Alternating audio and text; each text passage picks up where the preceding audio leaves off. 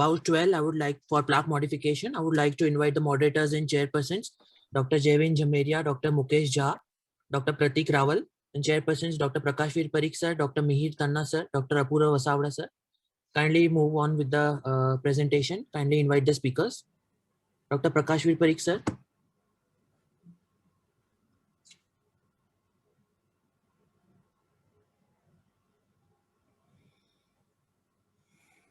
Do we have him right now?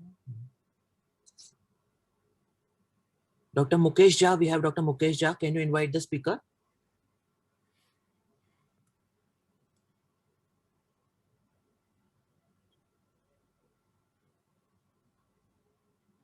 Dr. Jevin.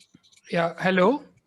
Yes, hello. Yeah, hi. Good evening, everyone. And my name is Dr. Mukesh Jha, and today we have two stalwarts in the field of interventional cardiology, Dr. Gambhir sir and Dr. Chadda sir. Both of them we know are renowned names in the field of interventional cardiology. So we have a topic on the plaque modification, and nowadays we have an upcoming new technology in the form of IVL also. So Dr. Gambhir sir will be talking about the advantages of rotablation, while Dr. Chaddasa will be talking about the advantages of intravascular lithotripsy. So I'll invite Dr. Gambhir sir first to give a talk about the benefit of rotablation.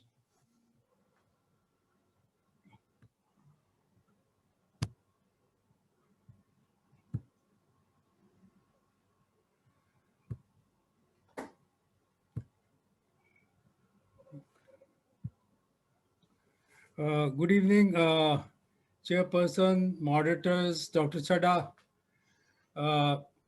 It's a very interesting debate, old versus new. Let me first read out for you the clinical presentation and the angiographic profile of this patient. Here is a 55 years old male patient with unstable angina and 95% calcific artery tortuous long LAD lesion with resting EC changes in the anterior leads and a positive TMT. What is the best strategy for modification?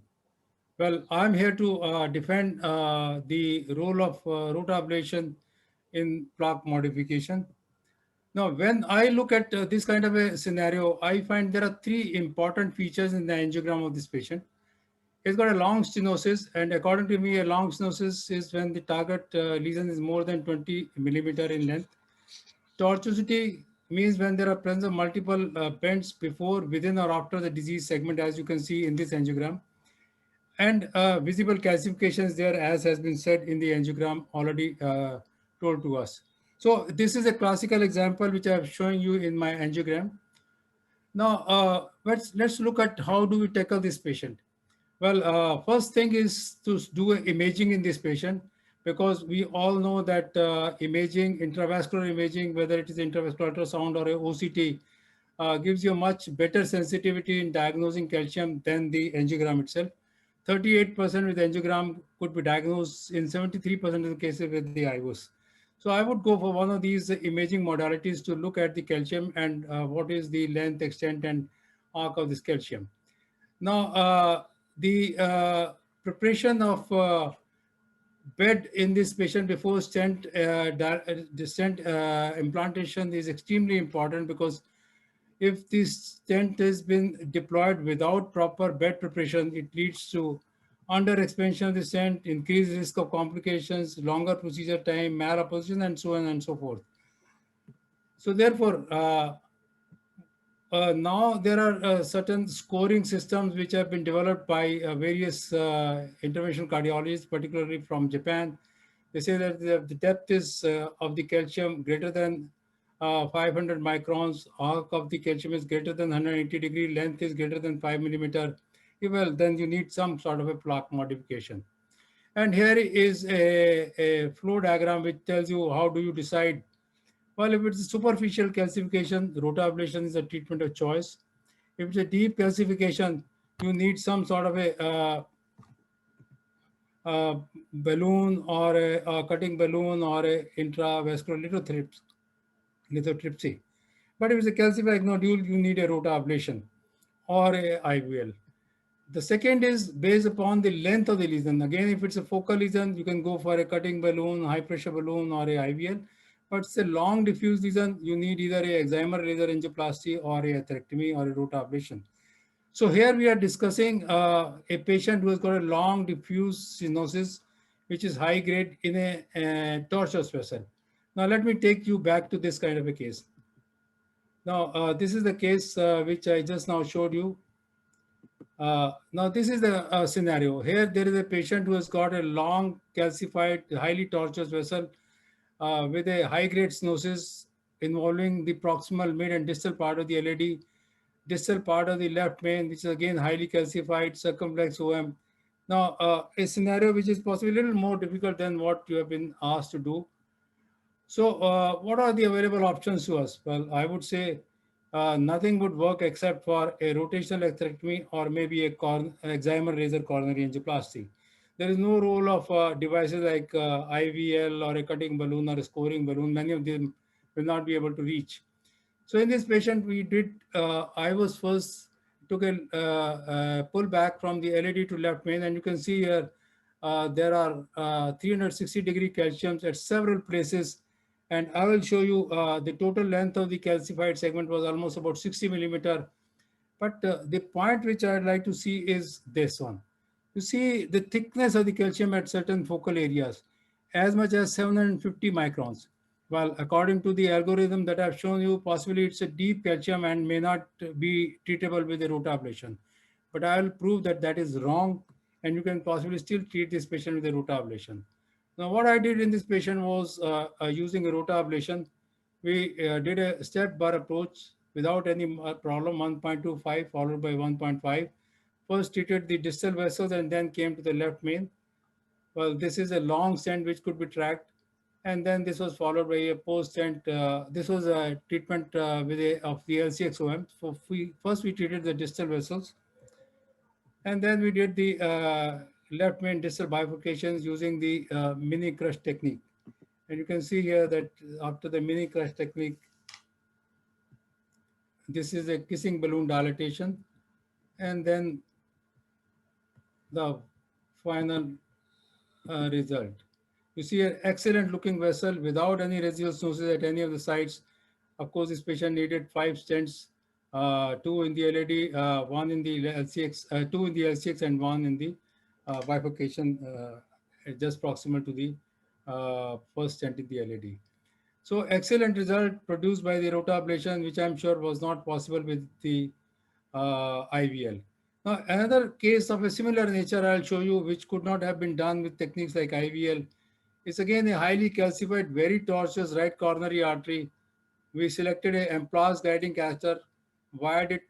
Now, you can see here that this is a disease which involves the RCA right from its proximal to the distal part, including the bifurcation and extending onto the PD as well as the PLV. So here you have to do not only the entire RCA, but also do the bifurcation. So we did a rota first, and after doing a rota, we put 4 abluminous drug-eluting stents, including the bifurcations using TAP technique with excellent result. So, well, is there a role of IVL in this case? Certainly no. Now, I'll tell you certain limitations because there is no rebuttal time. So I told you, I'll tell you a few limitations of IVL. Well, firstly, this is available only in one length balloon, 12 millimeter, and the crossing profile of this balloon is so high, 0.043 to 0.046. So many of these cases cannot be even, balloon cannot be even tracked. Well, you need a pre-dilatation with a small balloon or even a rota in many of these cases. And in the DISRUPT CAD1 study with 60 patients, 37% needed a pre-dilatation with a balloon. And then many of these cases are not crossable with a balloon. So you have to first resort to a technique like rotablation and then go on to a technique like IVL. So we don't have any long-term data as such, but now, of course, I'll show you a little bit of data, whatever is available in the literature. This is a multicentric registry of 78 patients of 3 groups of patients divided based upon the underlying problem. Group A, where IVL was done as the primary therapy for a calcified de novo lesions. Group B, 22 patients where calcified lesions with which is not dilated with the blind balloon, and then group C. And now you look at, we are treating here group A patients. Now see here, the successful stent delivery only in 85%, device failure in 7% of the patients, and coronary dissection in 8% of the patients. So you can see the high risk of complications. The latest in the series, we have got the DisruptTrees trial, where we have data only of the in-hospital and 30 days of follow-up. And look at, of course, this is a large number of patients, almost more than 400 patients, but look at the results. MACE at 30 days and in-hospital MACE, 7.7% in-hospital and 7.8% at 30 days. Similarly, all the other endpoints, particularly myocardial infarctions, are very high incidence. And again, the composite success rate was where the procedural success with residual stenosis of less than 30% was achieved in only 92% of the cases. Now, I'll not go into the secondary endpoints, but the other major complications are all very well known to you. It can lead to coronary dissections, it can lead to perforations, ventricular ectopics, asynchronous cardiac pacing, all have been now known and have been reported in the literature. So if you can summarize. Yeah, I think we are last slide. Look at the financial implications.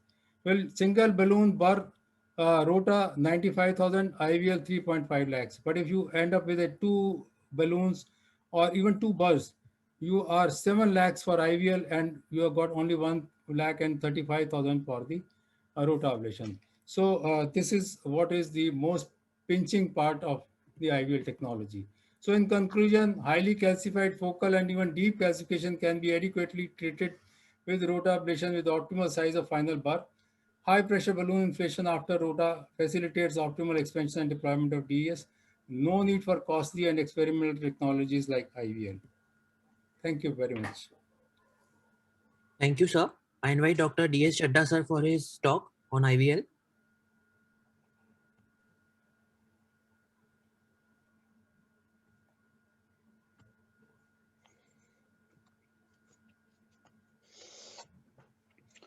Am I audible?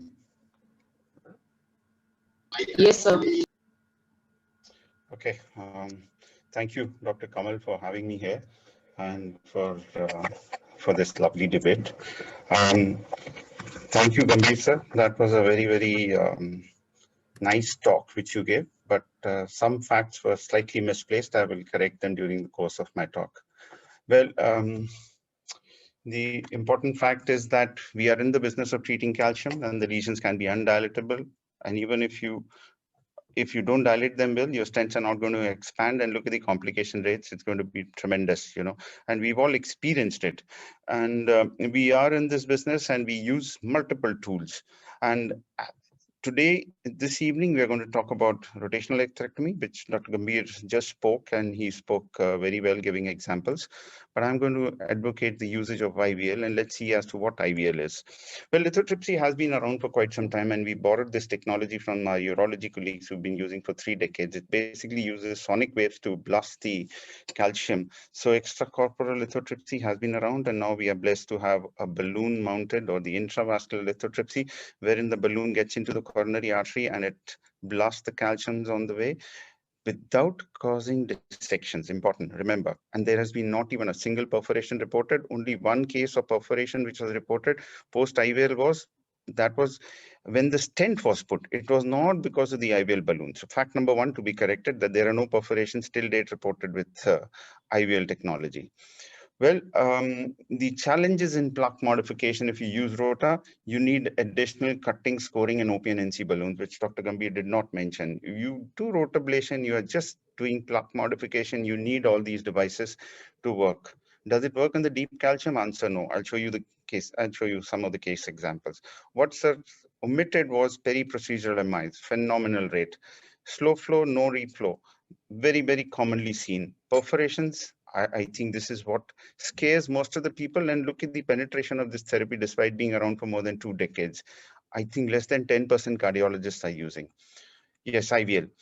There is a problem with the delivery of this catheter. You need to dilate the lesion, but once it gets in, it does a job. It does a job at 4 atmospheres. Mind you, you just have to go to 4 atmosphere, and any kind of vessel, whether you're on distal, proximal, left main, and it's got 8 cycles of 10 pulses each, and one balloon is good enough. Yes, it's a costly catheter, and I'm reasonably sure that point is well accepted, sir, and the cost certainly is going to come down. Let's look at the lesion complexities. The index case was discussed very well. I also happened to see a case with calcified tortuous vessel, and there was concentric calcium in this, and I've done all my cases under OCT. What did I do? I just put in an IVL balloon. It just fractured the calcium, put a stent, procedure time 40 minutes, and you come out, you get a result like this. You feel very happy, and so does the patient. I'll show you more case examples. Well, this is yet another case with long segment stenosis, and most importantly, there is a significant side branch which is coming out. And when you do OCT in such cases, you notice if there is calcium against the origin of the diagonal branch, you're reasonably sure that this branch is going to close. What do? You do IVL. You cannot think of doing anything with a second wire in place with throat ablation. Here, what do we do? See the second image, there is IVL being inflated against the ostium of the diagonal branch with the balloon and with the wire in place. And the final result, diagonal is flowing and the vessel has increased. There are cases where you get undilatable lesions. This was a case which was done live, stenosis. We did the OCT. We saw thin plate of calcium. We were pretty excited. We said, okay, job will be very easy. Let's take a NC balloon. Oh, it causes dog boning of the balloon. Let's take a cutting balloon. There is dog boning of the balloon. Why is all this happening? Because there is a deeper layer of calcium which is not visible. It's not easy. NC balloon as well as the cutting balloon at high pressures not giving way. IVL 4 atmospheres and the lesion opens up, you stent it, and phenomenal results. You don't have to worry at all. Superficial calcium, we see thick layers of superficial calcium. See the cell lady in a post-op CAVG patient. You do OCT, you see thick rim. We had to create passage, we did rotablation. We cut through this lesion and then thought the job is done. Look at the dog boning of the balloons, both in the proximal and distal. Nothing is happening. At 35 atmosphere, the calcium is not giving way. You put an IVL balloon, see the expansion, 4 atmosphere, and the lesion gives way. So I have not said that rotablation is not. Rotablation is important, it creates a passage, but it does not crack all the calciums, it does not. It just modifies the plaque, and you need this beautiful technology. And look at the final result. Now, we had an excellent debate before ours. They talked about stent design and drug and polymer, but most important thing is, preparing the bed well. And this is from the BMS era. Bigger the size, better the result. And 1 millimeter increase in size can decrease your BMS ISR by 20%. And long-term results depend primarily on the size which you've achieved. Well, the key is to prepare the bed well. And what does IVL do? The disrupt CAD3, the data which sir presented, and he was very, very selective in highlighting very minor issues in the study. 1.7 millimeter increase in the size of the vessel with IVL balloon being inflated at only 4 atmosphere pressure. Well, this is a tool which acts both at the superficial and deep calcium. Now, let me run you through the comparison of ROTA and IVL. Sir was very brief. Side of action, ROTA acts only on superficial calcium. It will not act on the deep calcium. Plaque modification, 2 burrs required. In Sir's case also, he used 2 burrs. 1 balloon is going to do the trick. 12 millimeters is good enough length. Even if you have 60 millimeter length, the balloon has got 8 cycles. You can deliver pulses anywhere, everywhere. Well, lumen dilatation, you need post-ROTA high pressure balloon dilatation. Without that, you will not get any luminal gain. Well, here you use a IVL balloon, and a normal regular NC balloon is going to do the trick. Dissections are very frequent because if you need good stent expansion post-rotablation, it has to disrupt the intima, it has to crack the calcium. So dissections are common. Perforation noted, amazingly high. You cannot use ROTA in thrombotic lesion and systolic dysfunction and large dissections. No problem. Use it in ACS IVL. Learning curve, 5% or 10% penetration of ROTA because of the complication. Whereas IVL, it's like a normal balloon, just push it in and you get good results. So IVL is a tool which is simple, easy to use, works at both superficial deep calcium. It basically safe to use with the side branch wide, avoids no reflow, internal injury, no surgical backup required. I'm reasonably sure sir would have had multiple perforations while performing. And any operator who does in 1000, and sir is the master of this technique, and he can deal the kind of lesions which he's shown, not everyone else. Well, you cannot use it in presence of thrombotic lesions and severe LV dysfunction. IVL, yes, it is a bulky device. It's slightly difficult to deliver. You need to prepare the bed well. So my submission is you do image-guided delineation of the plaque morphology, use the correct atherectomy tool, and often you might require to use combination of tools. Well, of all the tools available, IVL is the safest and most user-friendly. It restores the vessel compliance, which is the most important thing. You might use X, Y, Z, A, B, C, D stent, but most important thing is to restore the vessel compliance and to have a tremendous luminal gain. Without that, you are nowhere. Thank you so much for your patient hearing. Thank you, sir, for the excellent presentation. Now I invite Dr. Mihir Tanna, sir, Dr. Jevin, Dr. Mukesh Jha, sir, Dr. Apurva, sir, for the discussion. Dr. Gambhir, sir, any rebuttal comments? Mihir and Dr. Chadha, fantastic talk. I was listening to both of you. Both of you are masters. Dr. Gambhir, I've learned Rota from you. Dr. Chadha, I listened to you when we spoke that you've been using both and some fantastic cases that you've shown. Greetings from my side. Let me put down a few facts. I think Dr. Chadha has done an excellent job, but he has hidden behind the screen many things about IVL than what he has disclosed in front of you. I think even in India, if you talk to people everywhere, I think 37% I told you is non-crossability, and you have to take the help of balloon or rota first. So in fact, people have started calling it a rota tipsy. In fact, you still need a rota. Number two, balloon rupture and balloon. Now here is a article which is there. It is not caused by stent. It is caused by the balloon of the IVL perforation and a rupture of the vessel. I think we have to go through the literature a little more deeply. Number three is the data that I've shown you is clearly a useful technique for a patient where stent has been deployed and the stent has not expanded. Yes, I agree. IVL is good. And lastly, the kind of diffuse lesion that we are talking about and we have shown, I don't think that your balloon is going to traverse such a long lesion and is going to dilate and is going to allow your stents to traverse without the help of a rota ablation. You have shown only focal lesion in your illustrative examples. And I don't think the kind of example that I've shown you and the kind of example that we were asked to speak upon, tortuous calcified artery, IVL will go. Majority of the patient will not be able to have an IVL over there. So with that, I think I pass on it to the moderators and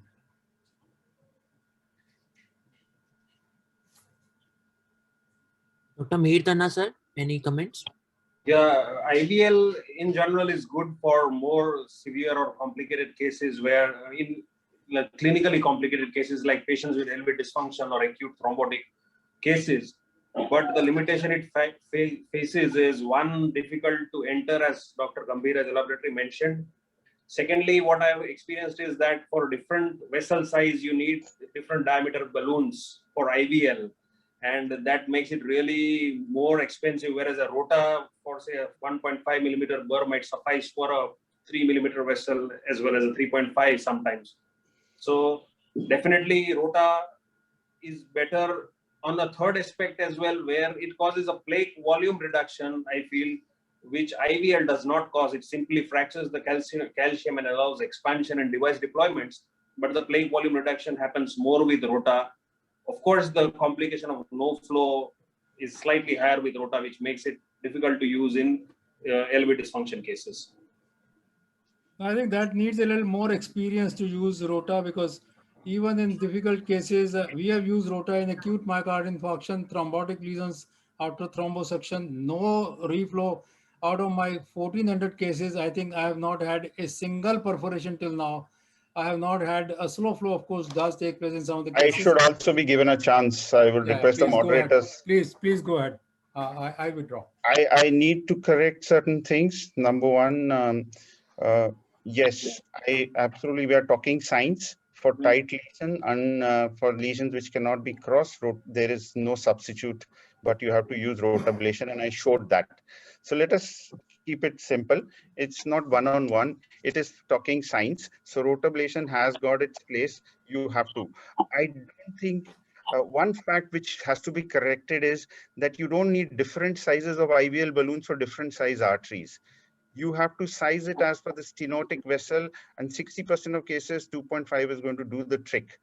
you know, and you have to just let the lesion expand. It is going to cause fractures.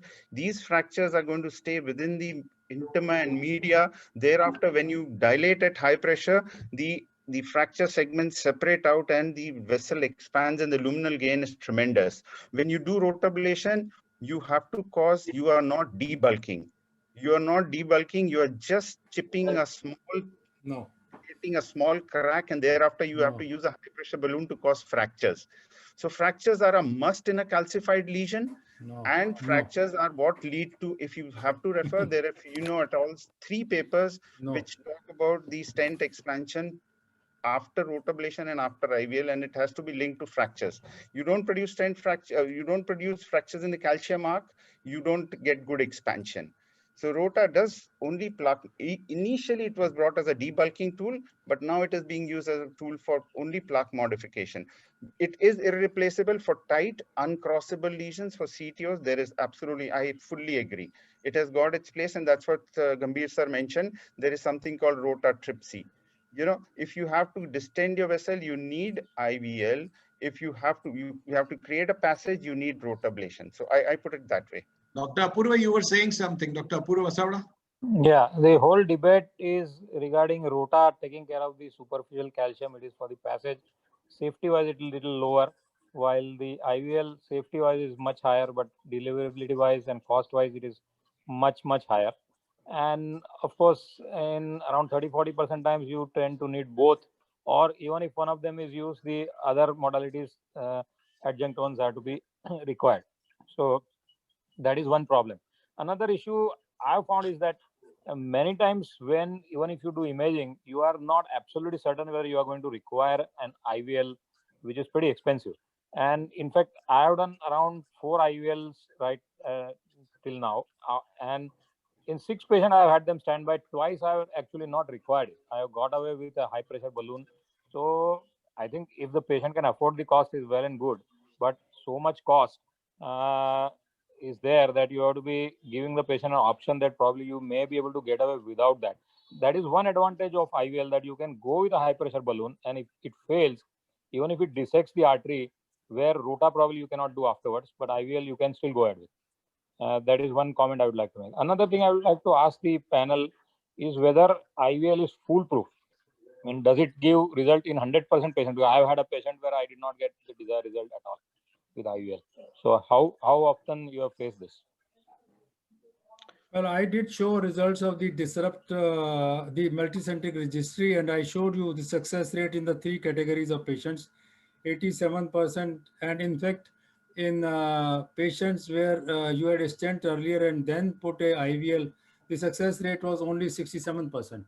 So it is not 100%. And we have in a previous session, we were having just now a case from one of the premier institutions in Delhi, where even after IVL, the lesion was still undilatable, and there was a residual sensitivity. So it is not a foolproof method, but okay. But 30% of the patients, 30% stenosis does remain. Last word, Dr. Chadha, I think you must correct yourself. You said that it does not debulk. I think the basic pathophysiology by which Rota works is debulking. In fact, I did not show you because we have been doing it after first bar, after second bar, after 3 bar, and we have shown cracks in the calcium, and the cracks are extending not only from subintima but even deeper also. So it does crack. It allows the calcium particles to go down into the downstream, and that's what produces a slow flow and expands the lumen. So I think it does give you a vessel which is bigger in size after rotablation, not that it does not. Okay, thank you. I think we are time up, and it is for this. Yes. Thank you, all the speakers, chairpersons, and moderators. Now we'll move on to the next session.